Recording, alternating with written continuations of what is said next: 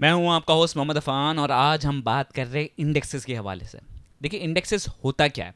देखिए दुनिया में जब भी स्टॉक मार्केट के हम रेफ़र कर रहे होते हैं ना, हमेशा स्टॉक मार्केट जब ऊपर जाती है नीचे जाते हैं हम रेफ़र कर रहे होते हैं इंडेक्स को कि इंडेक्स ऊपर जा रहा है, इंडेक्स नीचे जा रहा है। दुनिया का सबसे मशहूर इंडेक्स है S&P 500 जो दुनिया की टॉप 500 कंपनीज का इंडेक्स है, जो कि अमेरिका न्यूयॉर्क स्टॉक एक्सचेंज में ये इंडेक्स होता है।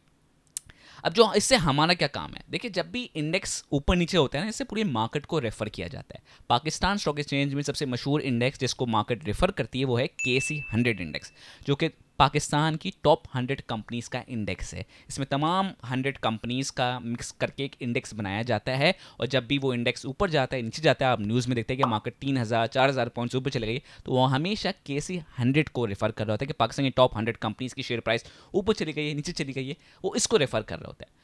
अब एक और इंडेक्स होता है कराची मीज़ान ऑल शेयर इंडेक्स। ये बेसिकली पाकिस्तान स्टॉक एक्सचेंज में टॉप शरिया कंप्लाइंट कंपनीज की लिस्ट होती है।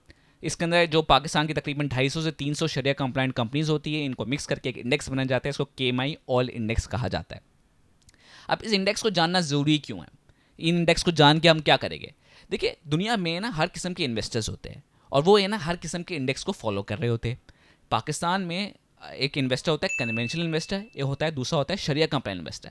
अब कन्वेंशनल इन्वेस्टर्स चाहे इंस्टीट्यूशंस हो, म्यूचुअल फंड्स हो या इंडिविजुअल्स हो, वो सिर्फ कन्वेंशनल कंपनीज में ही फोकस करते हैं। उनका फोकस होता है कि यार हमें ना जो भी कंपनी अच्छा रिटर्न देगी हम उसमें इन्वेस्ट करेंगे। शरिया कंप्लाइंट इन्वेस्टर्स और म्यूचुअल फंड्स और इंस्टीट्यूशंस इस तरह होते हैं कि उन्हें सिर्फ शरिया कंप्लाइंट कंपनीज में ही इन्वेस्ट करना होता है और वो उन्हीं में ही इन्वेस्ट कर सकते हैं।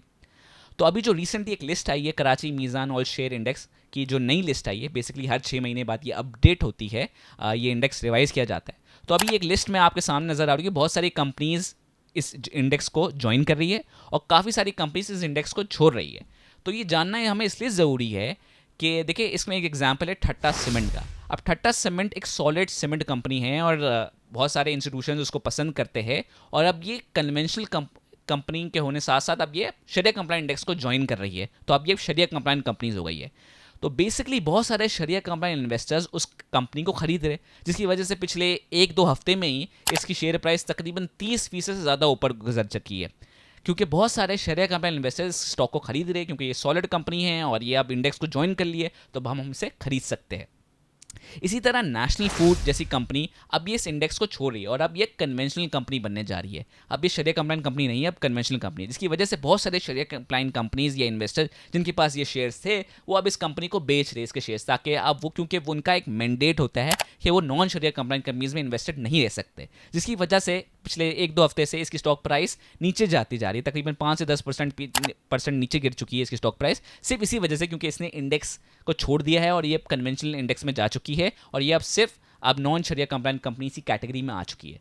इसकी वजह से ये इंडेक्स को जानना बहुत ज़रूरी होता है, क्योंकि सिर्फ इंडेक्स के रद्दबदल से कि थोड़ा सा इंक्लूजन या डिस्क्लूजन की वजह से कंपनीज की स्टॉक प्राइस पे बहुत ज़्यादा फ़र्क पड़ जाता है। इसकी वजह से आपको ये जानना ज़रूरी है, आपको अपडेटेड रहना पड़ता है इंडेक्स की प्राइसेस को लेकर, जिसकी वजह से स्टॉक प्राइस पे बड़ा गहरा फ़र्क हो सकता है। तो उम्मीद है आपको ये कॉन्सेप्ट समझ आ गया होगा इंडेक्सेस का, स्टॉक इंडेक्स क्या होते हैं, इसकी क्या वैल्यू होती है, इसको जानना क्यों ज़रूरी होता है और इससे हमें क्या फ़ायदा हो सकता है। उम्मीद है आपको ये पसंद आई वीडियो। मिलते हैं अगले एपिसोड में। अल्लाह हाफिज़।